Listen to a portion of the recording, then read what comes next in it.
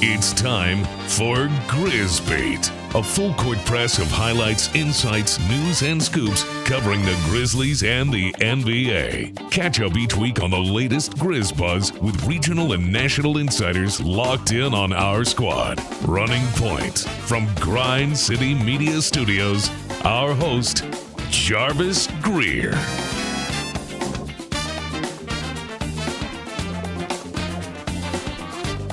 Hey, welcome in, everybody. I'm not Jarvis Greer. I'm not running point. I'm coming off the bench. I'm on that second unit for GrizzBeat this week. Jarvis is stepping away. He's out of town getting some rest and relaxation in South Florida this week, so we gave him a day off. However, we got a great GrizzBeat show, power-packed with information. Right now, it's so many things coming at us with the NBA schedule the way it is right now. The Grizzlies are coming off of a tough loss in New York. They're trying to get right. For Thursday's game against the Houston Rockets. We're going to go around the league and talk about trades. We're going to talk about all-star reserves. And then we got a special celebration in tow for Desmond Bane once he goes back to TCU during the all-star break. But before we get started with everything else, let me bring in our illustrious panel. Joined to my left right here is, he's a friend of the show every other week. Every other time we can get him on, we love to have Drew Hill on from the Daily Memphian. Drew Hill, what's going on, man? What's up? How are you? Big week ahead for the Grizz. Obviously, disappointing result on Monday. I'm sure we'll get into that.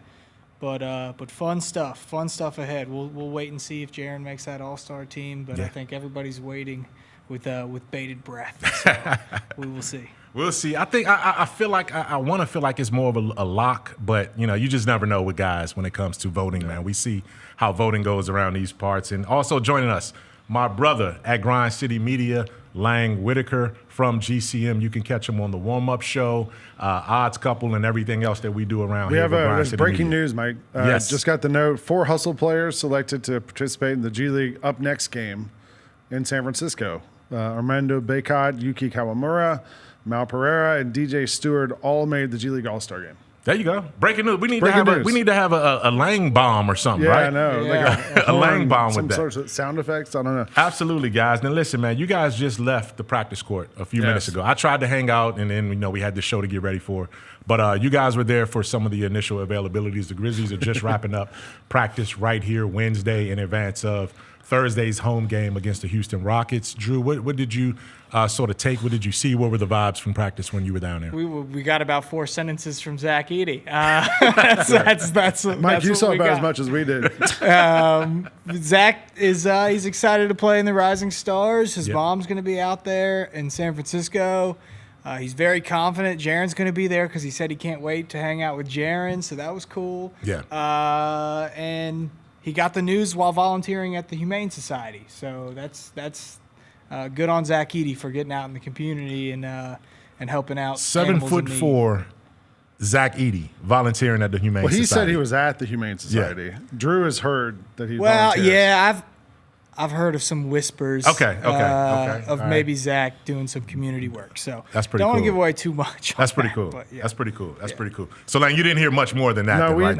Jaylen Wells and Taylor Jenkins were presumably going to speak to the media, but we had to leave to come over here to create some more awesome content, some fire content. I appreciate that. I mean, I will say this, though. When we were in there, like sometimes we go in at the end of practice and it's kind of rowdy and loud and clapping and stuff. Yeah. It was pretty subdued today. Mm-hmm. And I don't know how much of that was, coming off an off day or how much of that was sort of a business-like look at having to play against a team tomorrow night that's had your number this season. Yeah, and we're going to get right into that because one of the things I want to look at and I want us to discuss is where the Grizzlies stand right now. When you look at the Western Conference, as of today, the Grizzlies are still in third place right now. They're 2 games behind, or 2 games in a loss column behind the Houston Rockets, who they match up against on Thursday. Now, the Grizzlies have lost the first 3 games of the season series against the Rockets, a division rival here. So that game is going to mean something. It's not going to tilt the winner of the season series. The Rockets have already clinched the tiebreaker in that scenario.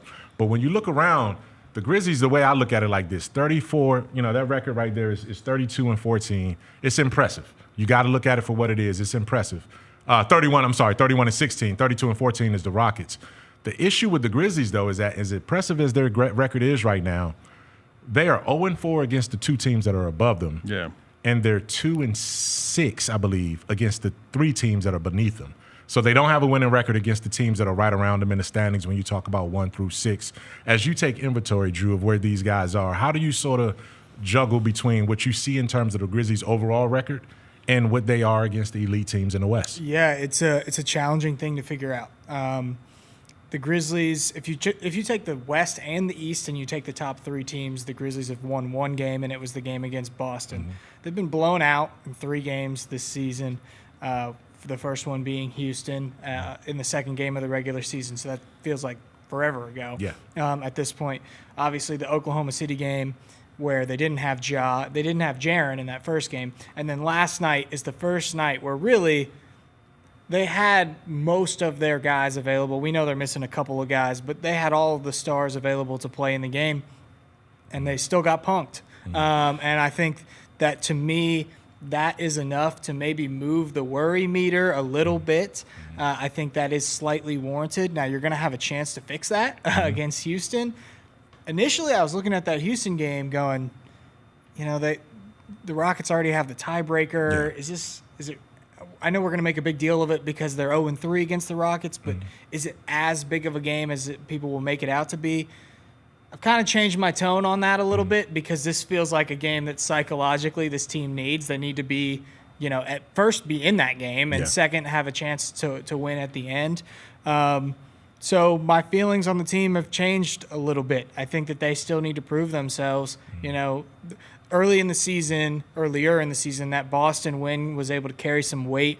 I think that Milwaukee win was still really impressive and one of the best jaw games of the season. And so, I'm not losing faith altogether in this team. I'm not ready to say that this team isn't a contender, but they still have some work to do in terms of proving it to me. And last night sort of underlined and highlighted that and set off some alarm bells, or Monday night, I should say. Yeah. I mean, it sticks with you like it just happened last night, right? Yeah. Like when you look back at that game against the Knicks, what are some things that the Grizzlies need to take away from that game and that they should be working on right now as we speak on the practice court? What they need to take away is take away the bad body language, take away the turnovers. There were so many things that were just, as a fan, you watch that thing and you hear alarms in your head. You're like, all right, guys, you can't come down and turn it over 3 plays in a row. You can't come down and then look like you don't care. Mm-hmm. That was the worst part to me, was it just looked like at the end of the game, especially, I mean, I know they ran out of timeouts at the end and they couldn't sub guys in, and it was like you're trying to get the other guys in the game, and the Knicks are just pouring it on, and there's nothing you can do about it. At the end of the game, Brevin was on the call, and Brevin Knight said, as a competitor, my blood's boiling right now. Yeah. I think as a fan, like a lot of people, that they were having that same feeling. You're pissed. You want to see something better. Drew was talking about the Grizzlies against better competition. I saw a stat today, like teams that are above 500, against teams that are above 500. Thunder are 20-6 against teams above 500. Houston's 18-9 against teams above 500. Grizzlies are 12-11, so about 500. But the number that I have had stuck in my head since earlier this year, my guy Sean Coleman on Twitter, who's always finding all the great stats, pointed this one out. Before the last time the Grizzlies played the Rockets, Ime Udoka against Taylor Jenkins. Jenkins is 1-7 now against Udoka, with 5 of the 7 losses being by 10-plus points. Now, the last one was a 4-point game, a little closer than some of these other ones.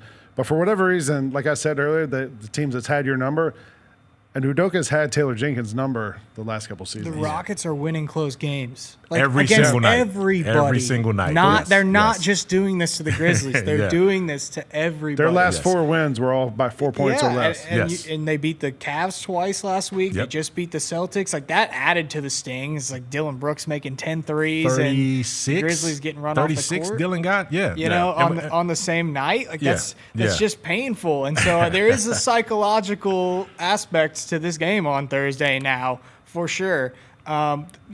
Just before we wrap up the Knicks stuff, like, we got to point to the turnovers. It's been a problem all season. They had 26 turnovers in that game.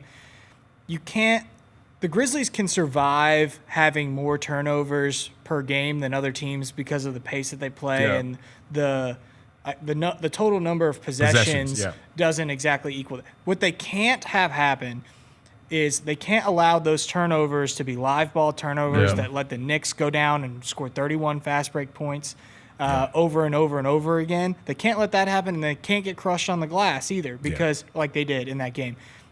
They have to make up for those turnovers somehow. They've been able to do it quite a bit this season. But when the volume is that high, the pressure to turn the other team over and grab offensive rebounds, it elevates. And the Grizzlies have to do a better job of that if they want to be able to be competitive in these games. The Knicks shot 108 shots. If you give up 108 shots to any team in the NBA, I don't care if it's the best team or the worst team, there's a chance you can lose, and there's a chance you can get run off the floor. There's a great chance. Yeah, I was about to say there's a chance you can lose by 37. It's a chance you lose by 40 in that situation. And the Grizzlies there was a humbling loss, right? I don't think anyone would say that it's anything that you just ball up and throw away. The turnover problems have been problematic pretty much all season. Yeah. Some of the interior toughness has been a problem pretty much all season. So those are things that need to be corrected because you're not going to go up against the Jazz, the Pelicans, and the Nets down the stretch and into the playoffs. They got to get that part right. Now, one thing that they have gotten right so far consistently is the picks that they made in the first round and the second round of this year's draft. Zach Edey and Jaylen Wells were both announced last night as participants in the Rising Stars Challenge this next month in San Francisco. As you know, Zach Edey obviously is the starting center for the Grizzlies. He's still trying to find his way through the ups and downs of NBA life. Even in New York, he started the game at center, and then Brandon Clark was the starter for the second half. So Zach Edey is dealing with that. And Jaylen Wells obviously is a candidate for Rookie of the Year as the number 39 overall pick. He will be the lowest drafted player to win Rookie of the Year if he can pull this off. Great opportunity for both of those guys. We're not surprised by Jaylen and Zach in terms of their participation in the Rising Stars Challenge in San Francisco. One thing that we do want to anticipate is Jaren Jackson also joining them in the big-time game that's going to be played on Sunday. Now, when you look at what Jaren has done, he's the reigning Western Conference Player of the Week, which is a career first for this young man over the course of his career. He's also the Western Conference Defensive Player of the Month for December. And the most remarkable thing to me about Jaren is that he's played and started in 45 consecutive games this season after missing the first two with that hamstring injury. Taylor Jenkins loves to campaign for his guys. The Grizzlies campaign for Jaren, Ja, and Dez. I think at this point it's a Jaren Jackson Jr. He's the marquee guy that is going to get campaigned for at this point. And here's what Taylor said about pushing for Jaren to make the All-Star game. Not going to divulge who and how I vote for, but I think we got multiple guys on our roster, so I'll definitely do my campaign plug here with, what Tripp's doing, what Ja's doing, what Dez is doing. Those guys are impacting winning. That's probably my biggest criteria is, your best players that you want to showcase at the midpoint of the season are the guys that are impacting winning and doing it in a variety of different ways. So I think all three of those guys are absolutely, worthy and candidates, but everyone's realistic. It's a deep league. It's a very talented league and a lot of really good players. We sit down as a coaching staff and we want to try to, pay our respects to those that are impacting winning and doing it in a way that's, uplifting their team. And, at the end of the day, it's winning. That's what this game's about. As you can hear, Taylor Jenkins already knows that, he's got guys that he's willing to push for. And we're going to introduce a new weekly segment to GrizzBeat show. It's going to be called the 24-second shot clock validation, where we take a topic and we each get 24 seconds to validate our stance on that topic. And today's topic, obviously, is Jaren Jackson Jr. will be selected as an All-Star Western Conference reserve because what? I'll go first. Let's get 24 seconds on the board. I'm going to say it like this. Let's start the countdown right now.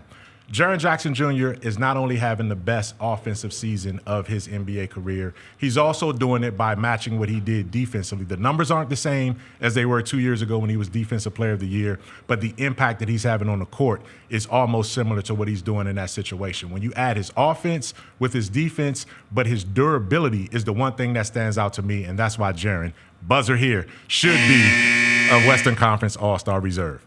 We got to go to the replay and make sure that buzzer. I didn't get the shot off, man. I didn't get the shot off. I'll count it. I didn't get the shot off. I think Ray Acosta missed the call again. All right, so that was me, guys, and I want to share this opportunity for you guys as well too. No pressure at all. But Drew Hill, why should Jaren Jackson Jr. will be in Western Conference All-Star reserve when the coaches make their selections ahead of tomorrow night's game? Because of what? Because it would be criminal if he was not selected to the All-Star game. The Grizzlies have one of the top offenses and defenses in the league. Nobody has meant more to both sides of the ball than Jaren Jackson Jr. He's a dominant force in the league. He's taken his game to a brand new level. There are other guys that have great stats. Their teams aren't performing the same way Jaren Jackson Jr. is. And here's the buzzer. I'm going to add one more bonus note. If you love Jaren Jackson Jr., you should be reading the Daily Memphian next week because we got some really, really, really big stuff coming on Jaren. So there we go. There's my shameless plug. It didn't count like the jaw dunk, though. No.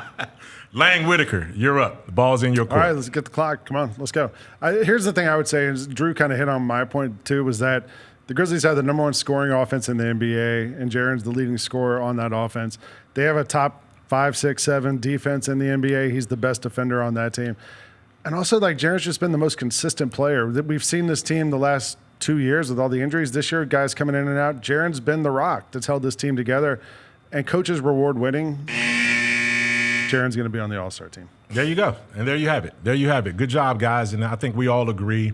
And as we will show momentarily in the next segment where our ballots come in terms of what our reserves will look like for the Western Conference, I think we've all agreed Jaren Jackson Jr. will be there. But we also have some surprising names that'll hit that as well, too. But before then, the Grizzlies have a game tomorrow night. We talked about it earlier in the show. The Houston Rockets come to town. They're on a 3-game trip. They've swept it so far, with wins already in Boston. They beat Cleveland. They beat Boston. And last night, they almost blew a 16-point lead in the second half against the Hawks, but they came back and knocked off Lang Whitaker's Atlanta Hawks. The Rockets are off to the best start since their last playoff appearance during the James Harden era in 2019-2020. The Rockets lead the NBA in rebounding and rank 5th in defensive rating.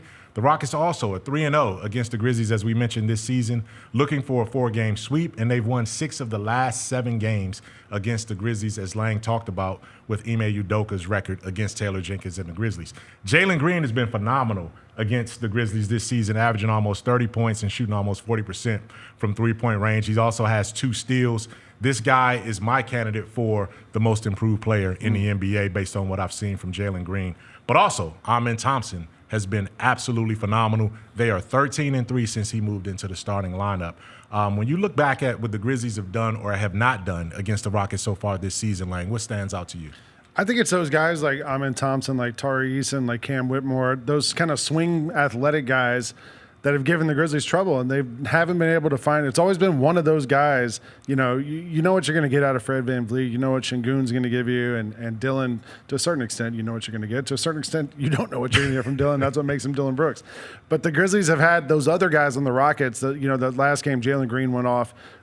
We had the game in December, I think, when Tari Eason had a big game. There's other guys have had nights against the Grizzlies team, and I think it's up to this Grizzlies. We've had the best scoring bench in the NBA. Like, some of those guys are going to have to step up against this Rockets team, I think, to make the Rockets' depths or lack of depth stand out a little bit more. Because they only played, I think, 8 guys against us that last game. Yeah. Drew, what did you see in this matchup? I mean, why can't the Grizzlies figure out this riddle that is the Rockets? Yeah, Houston, the Memphis Grizzlies have a physicality problem. That's what I would say about it. I mean, look, these are the types of teams that have given the Grizzlies trouble all season, right? Mm-hmm. It's the teams that have the long athletic wings. We just saw it against New York. Amen Thompson has obviously been a killer against Memphis this season. Jaylen Green, I don't know if I'm all the way with you on the most improved player because I want to see it more consistently from a guy like that, but obviously incredibly talented and skilled, and the type of guy that can give Jalen Wells maybe a little bit more trouble just because of the speed factor there. So there's a lot of factors that make this difficult, but I think one of the big ones is going to be, can the Grizzlies stars get it done down the stretch against a team that has consistently won close games all season long? I've been on this show before and discredited the Rockets and said, look, they're winning a lot of really close games against what I thought at the time was maybe mediocre competition. Yeah. It's time to own up to it. Those of us that were not Rockets believers, we are wrong. They are clearly a very good team, and we'll see what happens on Thursday. The other thing I'd just say is, close games, free throws matter. And we've seen the Grizzlies get outshot free throw attempt-wise in almost every game the last 2-3 months.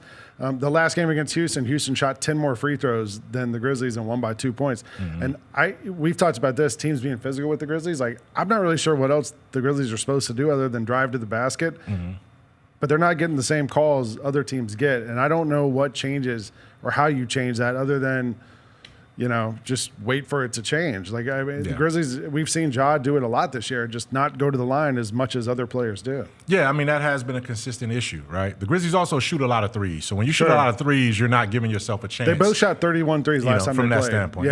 Yeah. I mean, Houston attacks the paint. And being physical means you're getting into the lane a lot more aggressively.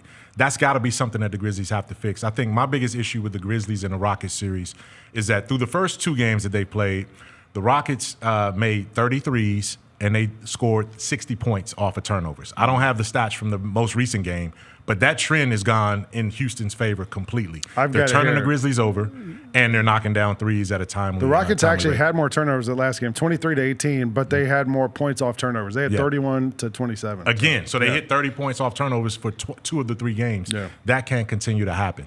But what can continue to happen is Sonic is going to continue to give away gift cards for fans who are participating in the Sonic Mailbag Question of the Week. And this time of the show, it's all about CJ. CJ, take it away. Yeah!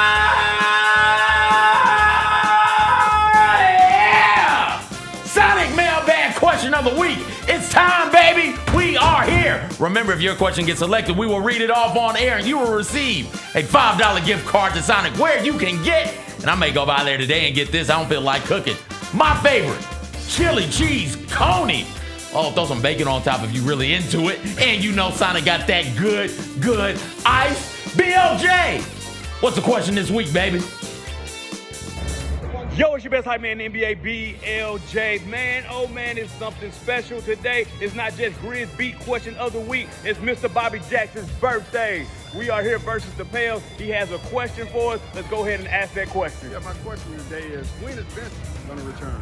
He wants to know when Vince is going to return. Let's go ahead, figure it out, get well fast. Want to see you on their court. See you guys later. Back to the studio. All right, this week's Sonic Mailbag Question of the Week. When is Vince Williams Jr. going to return? And it seems like that question hit at just the right time, because earlier today we had a bit of an update from a team spokesman about Vince Williams Jr.'s status. And I'm going to toss it over to the beat writer right here, Drew Hill, to give us the latest on when he believes Vince Williams Jr. will return. Yeah, maybe Vince just needs a couple chili cheese conies, because he's going to be out. He's going to be out a little bit longer than everybody thought. And happy belated birthday to my guy on the Sonic Mailbag Question, by the way. I think the hope is maybe he's back before the All-Star break. He's now week to week. Obviously, with that there and you having another week of time to prepare your body, if that doesn't happen, I could see you just taking, if you're close at that point, but you're not 100% confident, might as well just take it through the All-Star break and try to come back afterwards. Mm-hmm. It's not great timing, though. It's really not great timing for Vince, because the Grizzlies are, we're approaching the trade deadline. We're trying to figure out where this team is from a competitive standpoint in the Western Conference. We've done a lot of talking about their record against good teams. You're trying to fill holes on this team or find new players or ways to consolidate players.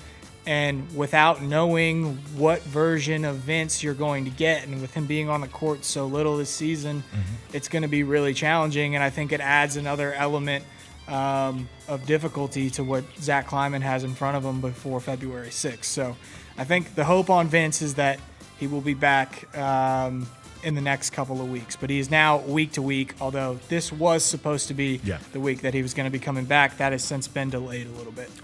We just saw him shooting jump shots. Like he was on the court in front of us, moving around, not running, but he looked like he was moving around. He was making shots. He looked good. So I think my guess is after All-Star. Just like, why push it? Yeah. And also, like, we've seen him ramp up guys with the G League assignments and stuff. Like, maybe he has a chance to practice or play with the hustle a game or two, and then comes back post All-Star, because then you get an extra week and a half or whatever. Those severe ankle sprains can linger for sure. And they're not really something you want to mess with, because when your tendons and ligaments and all that get messed up, it takes a long time for that stuff to heal. Better safe than sorry, I think, for the Grizzlies with Vince. It's been a tough run for Vince Williams Jr. because he entered the season dealing with a stress reaction that kept him out for the first month plus of the season. Then he came back for a handful of games, and right here at home in a home game, he had they called it a grade 3 ankle sprain, and that's kept him out for the better part of more than a month now. So, he's week to week. According to the team, the expectation was that he would be back by the end of January. Well, we're at the end of January right now, and it's going to take a little bit more time. So there's nothing to apologize for. Sometimes guys just need more time. But I'm with you, Lang, on this. Once you get into this calendar now where All-Star game is coming, you're probably better off resetting him for after the All-Star break, and then you get through the trade deadline as well too, just to see where you are with everything else in terms of the roster. So thanks for that question, man. It was a great question. It was a timely question, and that gave us all a chance to update on Vince Williams Jr., a guy we can't wait to see back in that Grizzlies mix because they need a perimeter defender. They need a tough guy out there, and he certainly fits the bill when it comes to that. When we come back, there's going to be a lot more to get to, and we'll be joined by one of the veteran NBA writers from around the NBA to catch us up on all of the latest NBA storylines when we get back to GrizzBeat after this message.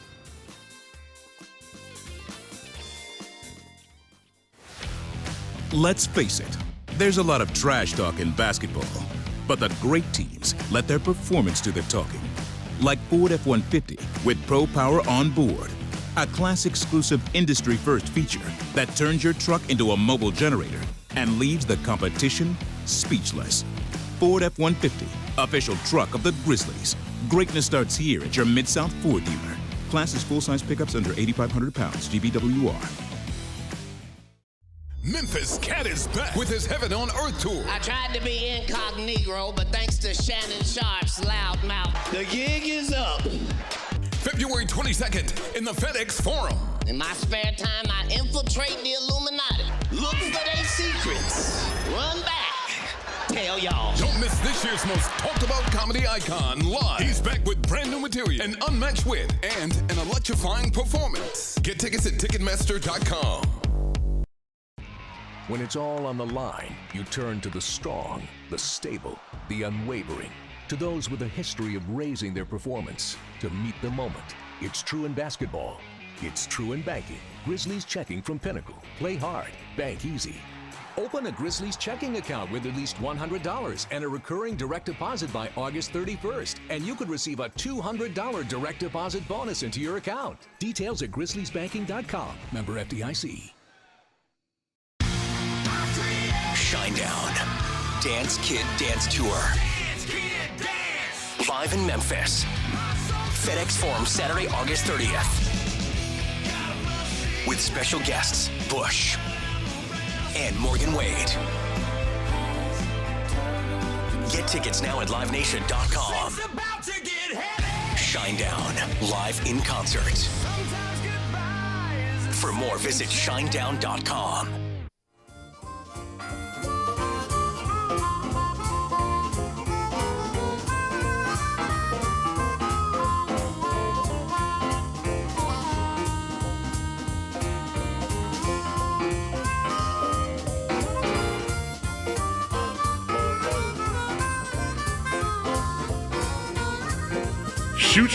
Shoot your shot to score a VIP experience to Tony Allen's Jersey Retirement Night.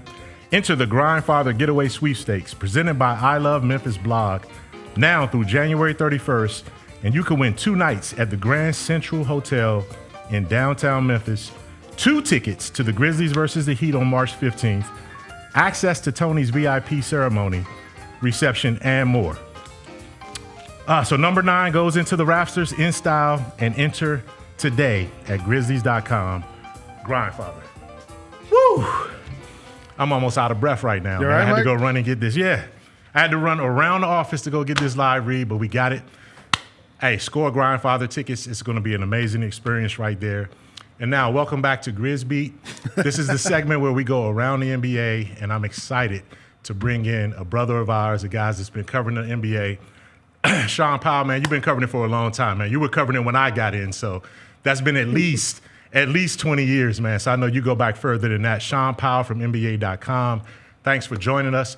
Shaun, I want to get right to it with you on this one. I saw the piece that NBA.com put out today of you and your colleagues making your selections for all-star reserves. I want to focus on the West. The 4 of you guys made your picks for the 7 players that are going to be reserves. 3 of you guys had Jaren Jackson Jr. on the list right there. Yours did not have Jaren Jackson Jr. Hater. We still will welcome you here because part of what you said was it's going to be hard to get invited back to Central Barbecue. You know Central is always on us when you're in town, man. But what was the rationale and how tough was it to make that ballot of the reserves in the West when you talk about how much talent there is, particularly in the front court? Yeah, very tough. The competition is fierce, CJ. particularly in the front court. You've got Wembanyama, who I thought was going to be a starter, but it didn't work out. Anthony Davis, Şengün, Sabonis. I mean, look, if someone says that Jaren Jackson Jr. deserves to be there, who am I to argue? I mean, the guy's had a very good year. His team is in a good place right now in the Western Conference standings, and they really even haven't had Ja all year. Imagine if Ja was healthy for the entire year and available, but yeah, Jaren Jackson Jr. is all-star worthy. It's just that every year you got a tough pick. So it really came down to, do I want barbecue, Central Barbecue, or did I want, something else from another city? It was sort of like a coin flip. And I apologize to everybody in Memphis, because, I like coming to that city and eating well. But Jaren Jackson Jr., my man, you deserve to be there. And if you're there, I have no problem.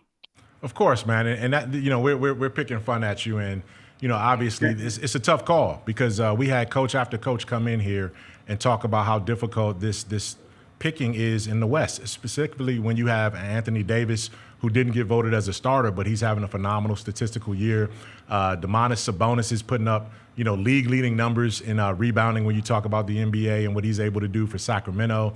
You got to get somebody from Houston, right? Houston is number 2 in the West. And so, either you go Jaylen Green or you go, Şengün from that standpoint. So I understand where you're coming from in that. And I think what you guys at NBA.com did was sort of articulate and put into writing what the Western Conference coaches are going to be dealing with as they make these selections. Is this probably as hard of a selection as you've had in a long time?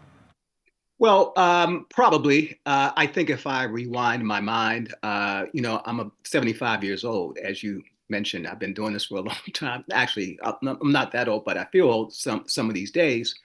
I can probably think back to, choices that were just as hard, or close enough. But it's, look, the bottom line is the beauty of the NBA. When there's no slam dunk, when there are tough choices, that shows that the NBA is in a good place. That means that the competition is good. That means that the talent is there. Every year where you have tough choices on the starters, you have tough choices on the reserves, that means it's a pretty good situation. Now, it's not a great situation for the players who just missed the cut, but it's a good situation for the league. What's up, man? Lang here. I was thinking when you put out your list, it reminded me when I worked with you years ago at NBA.com. One time they asked us for our best defensive players, and we put out a list. And I checked Twitter later that day, and I had a direct message from Tony Allen, who was upset I had left him off my list. So the players sometimes see these things and get fired up about them. But we're going to go around the NBA a little bit, talk about other stories around the league. This Jimmy Butler thing doesn't seem like it's going to go away. What's your gut take on this? Like, how do you think it ends up? Well, first of all, Lang, all this could have been avoided if Miami had simply traded him last summer. After Pat Riley said what he said about Jimmy should keep your mouth shut if you're not going to be available to play against the Celtics, but yet say if you would have been a difference maker, well, you did not play. So Pat Riley took exception to that. But the bigger issue is money. The answer to everything in life is money. And it's certainly the answer in this situation. Once the Miami Heat decided that they were not going to extend him, that was the time to trade him. His value would have been much higher then, last summer, than now, because now it's sort of like a fire sale emergency situation. He's causing chaos, he's getting the suspensions, and he's not going to come back to Miami in any way, shape, or fashion, obviously, because he's going to be a big distraction. I just think, right now, Miami is not in any position to play hardball, to negotiate. Now, they could just simply say, we'll just hold on to Jimmy Butler until next summer. Fine. But I don't necessarily think that his value is going to be higher next summer. If anything, he has a chance to opt out of that $52 million, which I don't expect him to do. But it just makes it very difficult. And by the way, he's going to be a year older as well. So I think that Miami should just take the best deal that they can get. But I don't think Pat Riley's going to, he doesn't want a bad contract in return. He doesn't want to take somebody whose contract extends for, 3 more years at some ridiculous amount of money, and then they'll just be stuck in the same situation. So it's got to be a situation that's got to help both sides. But I think right now, Jimmy Butler's probably in the driver's seat, if only because I think Miami's hands is tied in terms of what they can do. Shaun, it's nice to meet you. Drew Hill here. Before I ask you any serious basketball questions, I noticed the NBA Jam machine in your background. I got to know, which team are you picking if you're picking a team to play with there? So I'm going to this is very embarrassing for me to reveal this, but I've yet to play that game back there. I mean, I bought it and I set it up, and it's old school NBA. And I figure, okay, I'm an old school kind of guy. I'm going to play this game and everything. But then work gets in the way, and all of a sudden, you haven't even put a quarter into the slot. So I think my daughter's played it, and some friends have come by and played the machine, but I've yet to play the machine. But when I do, I'm going to call you back and answer that question. All right. I love it. I love it. So we have the Houston Rockets coming in town on Thursday. It's obviously a big game for the Grizzlies. They're 0-3 against Houston this season. I wasn't a believer in Houston at first. I know I wasn't the only one that had doubts about Houston coming into the year. Do you think that the Rockets are a true title contender even in this iteration of the team where they're still young and don't have a ton of playoff experience yet? Yeah, that's a great question. I think that's a question that Ime Udoka would love to know, but he can't know because this team hasn't been put in the fire. And the fire is, the playoffs, a playoff setting where, they had some expectations on their shoulders. When you talk about young players, there's 2 tough things for young players to embrace. And number one is defense. Well, they've done that. They've aced that test because Houston's got a very good defensive team. The other thing is be able to deal with the pressure in the playoffs. All of a sudden, you're not game planning for Utah for one game. It's a best of 7 against Denver, a team that's already won a championship. Best of 7 against Oklahoma City, which is on a record pace right now. You can go on down the line, and you've got a bunch of players. Fred VanVleet accepted because he has a championship under his belt, but you have a bunch of young players in key roles on that team who really haven't done anything as far as the postseason. A big question was posed to me: who is the second best team in the West? That's a pretty tough call because I don't think we've seen the best of Memphis, and I don't think we've seen the best of the Dallas Mavericks because their main players are injured, Luka Doncic and a few others. But I would have to say the Rockets right now. But that doesn't necessarily mean I think the Rockets are going to be the second best team in the West in the playoffs. Now, that's a big difference because I just simply think that the inexperience or the fact that we just don't know what they can do in the playoffs, the postseason, the ball comes your way, you got to hit the big shot, or you're going to have the courage to do that. We haven't seen that from the Rockets. So I'm not so sure I would say they're the second best team in the West come postseason. Hey, Shaun, thanks a lot, man, because that makes a lot of sense. The magical thing about the NBA this season is that we can say the same thing about Oklahoma City. When it comes to deep playoff runs, they didn't get past the second round last year. We'll see about Houston. Cleveland hadn't really done it either to a certain extent after the second round. So there's a lot of teams that are really, really having a great regular season that we still have to see a lot more from in the playoffs, and that's Memphis included. Not only do we admire the video game, old school video game you got back there, but we see the press credentials from throughout your career as well as the awards, man. We want to thank you so much for joining GrizzBeat, for us, giving us a couple of minutes, man. And check out all of Shaun Powell's work at NBA.com, including today's piece right up on their website about NBA star reserves. Thanks a lot, man, for joining us. Hey, my pleasure, man. Anytime. I want to keep it going right here because as Shaun talked about how difficult of a decision that these coaches have to make, we could talk to a coach himself. Utah Jazz coach Will Hardy was in Memphis last week, and I asked him directly, what is your process like when it comes to selecting all-star reserves? And he gave us a long quote, but it had a lot of good nuggets in it, and this is what his struggle is as he looks through the West candidates for all-star reserves. Yeah, the Western Conference is really hard right now because when it comes to the reserves, there's so many different ways to slice it. Everybody will figure out a way to argue for their own people. And sometimes you slice that by stats. Sometimes you slice that by winning. I try to communicate pretty well with my staff. They watch so much film of everybody in the league. And so I want to make sure that I'm getting some of their input as well. But it's hard because I also don't want to be overly influenced by the couple of games that these guys play against us. I think that's the hardest part as a coach, is like you can remember a game where one of these guys who's up for one of the reserve spots just crushed you. And we have to make sure that we're trying to level it out as much as we can and look at everybody's season as a whole. But it's hard because there's always going to be somebody that is left out that's probably deserving. So it's a combination of their individual statistics, their team's season thus far, how much they're impacting winning.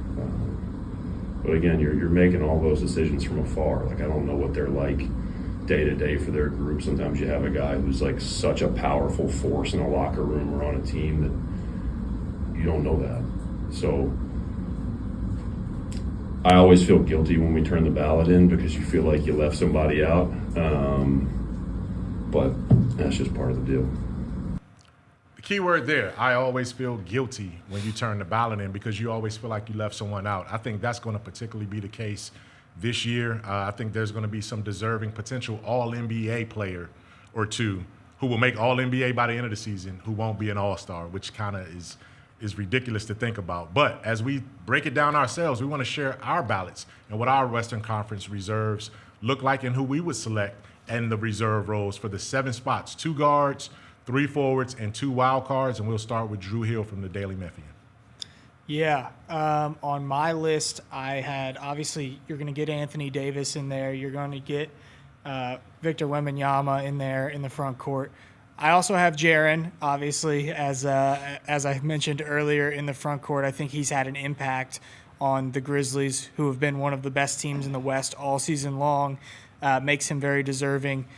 It's going to be hard to argue against the Thunder getting 2 players in the All-Star game, just because they are having such a tremendous season. And then Şengün is obviously a nod to the Rockets and what they have been able to accomplish. So that leaves off Sabonis as a big, which is hard to do because his statistics are incredible. But I just wanted to reward teams that were having good success. Speaking of that, if you look at my backcourt, Anthony Edwards feels like an absolute lock to be a guard reserve. De'Aaron Fox, maybe this is a little unrealistic. Statistically, he's having a great season. He also may or may not have. I don't know. It's just rumored that he may have had something to do with Mike Brown getting fired. I would guess that the coaches may hold that against him. I don't expect that he's going to make the All-Star game. But the second guard spot is hard. Like, you could make a case for Ja to be in that spot. Luka is one of the most dominant players in the game, and when he's on the court, he's tremendous. Kyrie has obviously a chance of being an all-star.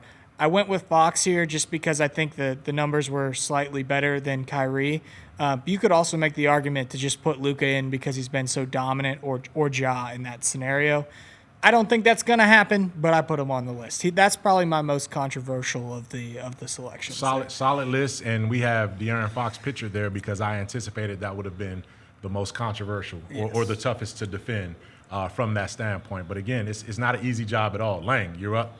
Who say you for the Western Conference All-Star I have the correct list. If we put this up here, we can go through it. I went with Desmond Bane and Anthony Edwards in the backcourt.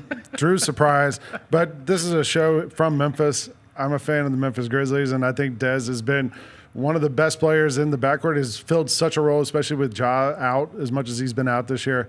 Dez has been awesome for this Grizzlies team. It's a number 3 team in the West.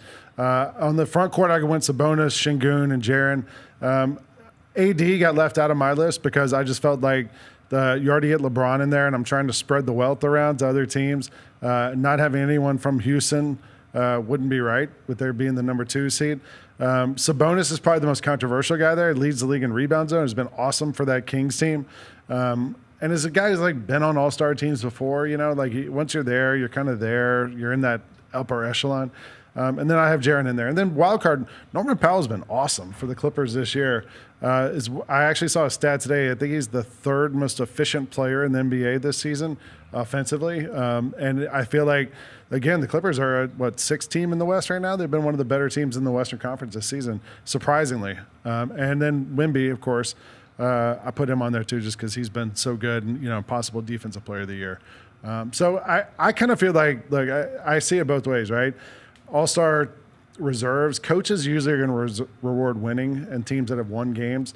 As a fan, this isn't the All-NBA team. It's the All-Star team. I want it to be fun. I want to see guys who can do things and have fun with it. Norman Powell's never been in an All-Star game before. Let him go out there and have some fun. And Wemby's going to do crazy things too. So Edey also has a stomach muscle thing. He's out now for a week or two. So maybe he makes the team and doesn't actually make the team. Right. But I also, that's the other thing is somebody's going to get hurt between now and then on this list and on the Eastern team. So there's going to be reserve players making the same team. I respect the list after the reasoning. I respect the list. Appreciate that. Norman Powell's tough.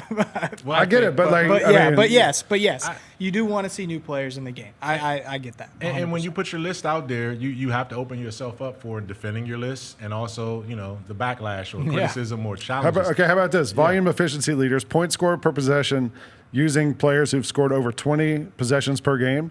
Number 1, Nikola Jokic. Number 2, Karl Anthony Towns. Number 3, Norman Powell. Wow. Yeah. Well, I've we did a show at the midpoint of the schedule, right? When everybody crossed over 40 games. And I had Norman Powell as my most improved player because his scoring has increased by 10 points. He's been incredible. Yeah. He's scoring 10 points more this year than he did at any point last year or throughout his career. So he's having a phenomenal year. But the Desmond Bane one is kind of controversial. I get it. That's a homer pick, from that standpoint. Yes. I don't know if anybody would even have Desmond. I think everybody would like to see Desmond. Taylor Jenkins said he would put Taylor. He said he should be on. He there. would. So there would be one ballot. There would be 2. Now you got 2. You went Taylor Jenkins, and that's not to say anything shameful about Dez because we actually have a really really cool story about Dez coming up before we wrap up the show, and he certainly is one of the most productive guards that we see in the West at a year when I think West guards are pretty much down. But here's my list right here, without any further ado. I think, when I look at backcourt, Anthony Edwards is a lock, as we said. I think James Harden gets the nod over Norman Powell slightly because James Harden is again, he's averaging almost 9 assists. He's doing it as a playmaker and as a scorer there. You got to reward the Oklahoma City Thunder because they're not just Shai Gilgeous-Alexander. They're doing this with depth. Jaylen Williams gets a spot, and this is, he's one of the front court guys that I got to give it to. If any team is going to get 2 All-Stars, it needs to be Oklahoma City. And I believe that Anthony Davis is a lock no matter what because of his numbers. He was in the MVP discussion through the first quarter of the season. Domantas Sabonis, this guy leads the league in double-doubles, and he leads the league in rebounding. There's not a more productive player in the front court. And my wild cards, Alperen Sengun gets it because Houston is awesome, and he's the most consistent player that Houston has at the number 2 spot. And then Jaren Jackson Jr. makes my list as a wild card, and I think he's right at that cusp. He's right at that line right there. And, again, it's hard. It's easy for me to defend, but I can also see, any number of guys. Who I left off mine, the biggest omission, Victor Wembanyama. Yep. Only because he's going to have a presence in the Rising Stars game.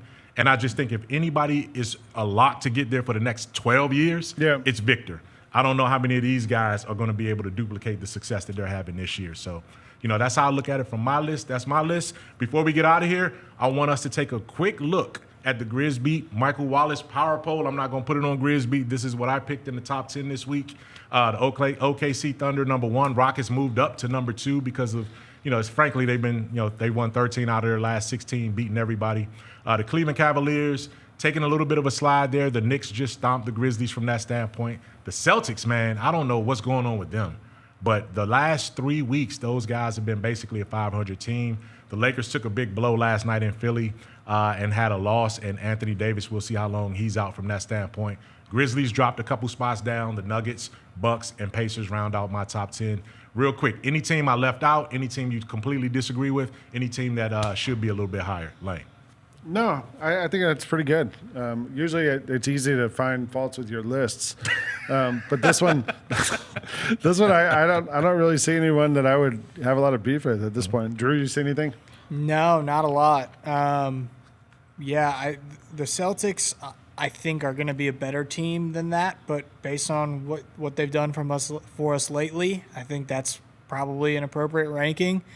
Yeah, usually I have something to add, but I don't have too much to add. I might have the Clippers over the Pacers at the bottom of it, but that's kind of, Yeah. I mean, Pacers went out there and got a split.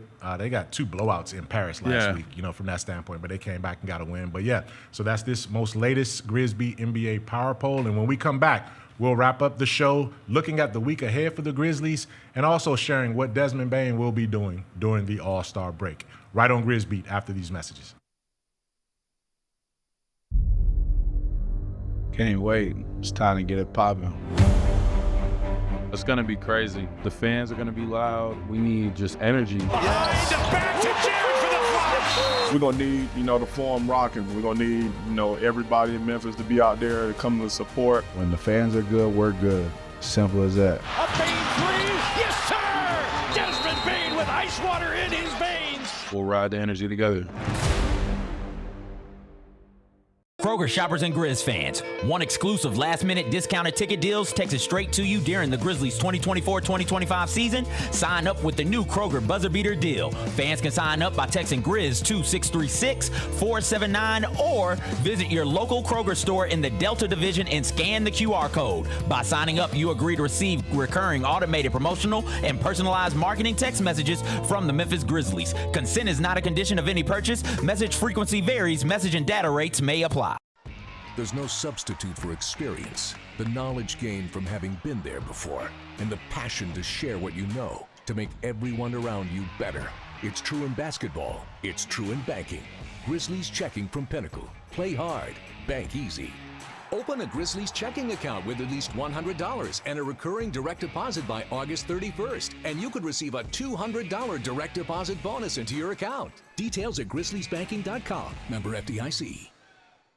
Thanks for showing up, Memphis. Nothing beats catching your Grizzlies IRL, and nobody knows that better than you. So next time you want to hit up a game, Ticketmaster's got your back with tickets to every upcoming matchup. Whether you're catching the Grizzlies at home or on the road, you'll find tickets at Ticketmaster, the official ticket marketplace of the Memphis Grizzlies and the NBA.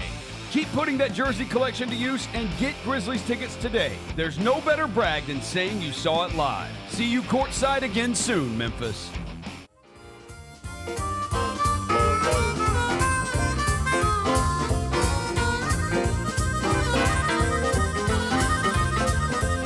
Did you know that youth with a mentor are 130% more likely to go on to hold a leadership position?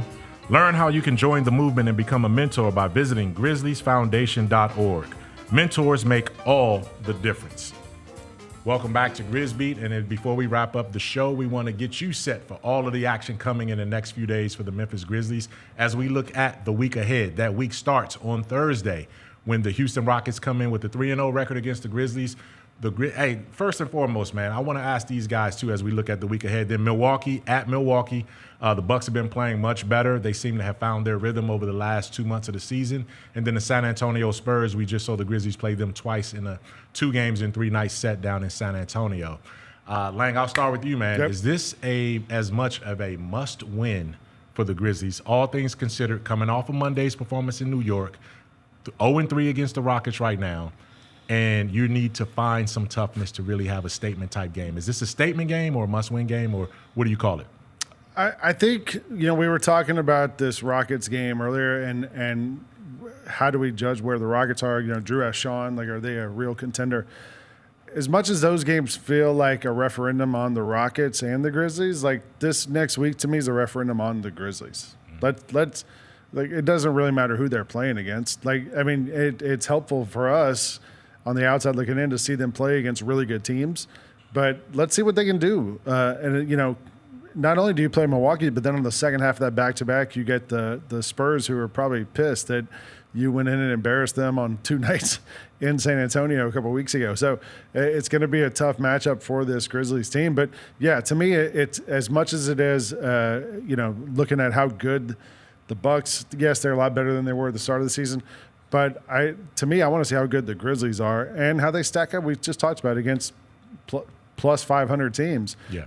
Here's two chances to show that you can compete against these teams. Key thing, too, in that schedule, in that week ahead schedule, is you got a couple of days off between these games too. So you have a chance to sort of recover, I don't know if that's good or bad. and get back. And that's what I was going to ask Drew. Drew, when you look at the totality of what lies ahead for the Grizzlies, what are the opportunities and the challenges you see? Yeah, well, first of all, there's no excuse, right? Mm-hmm. There wasn't the excuses there against the Knicks. There's not going to be the excuses there when you take on Houston in this building on Thursday night. I mean, it seems like we don't have an injury report yet, but like those guys made it through the last game and stopped playing. So unless something happened in practice today we don't know about yet, you're going to have stars on the court. And that matters. And like I said, there's a little bit of a psychological element to this game against Houston when it comes at this juncture of the season, coming off of that loss against New York. You want to pick yourself up off the mat here and play a good game. And I think that matters. And my other takeaway, just by looking at the games ahead, it's a great week to watch Grizzlies basketball, seriously. Or come down to FedEx Forum and watch the games. You know, my two favorite players in the league that are not Grizzlies to watch are Victor Wembanyama and Giannis Antetokounmpo. Like, in person, those guys just hit different. They are so big compared to the other players in the league. Like, Wembanyama is just shocking to see him in person and just how tall he is. And Giannis is such a physical presence. I know that one's on the road, but great week to watch Grizzlies basketball, and a great week for the Grizzlies to grab the reins on this season and get this thing going back in the right direction. And a big week for Ja, right? Because he struggled against New York. I think there's a lot of, questions out there about how he fits in the new offense and everything else. Ja can make people forget about, the agony of the Rockets in a hurry. He's already controlled a game against the Bucks earlier this season.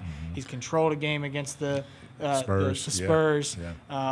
And so this can be a big week for him. I really feel that way. It's definitely going to have to be a big week, and I think this is a bounce back week. This is this is who we are kind of week for the Memphis Grizzlies. And again, nothing long term will be decided in these next 3 games, but the Grizzlies have to re-identify themselves in the NBA, particularly if they're going to continue to stay in the top of the Western Conference with amount of respect, right? I mean, you got to start beating some teams that are like you or above you in this situation. The Grizzlies certainly have a chance to do that. And if they're going to do that, they're definitely going to need Desmond Bane to be at his best as well. You talked about Ja Morant, Jaren Jackson Jr. Obviously, we campaigned for him for the All-Star.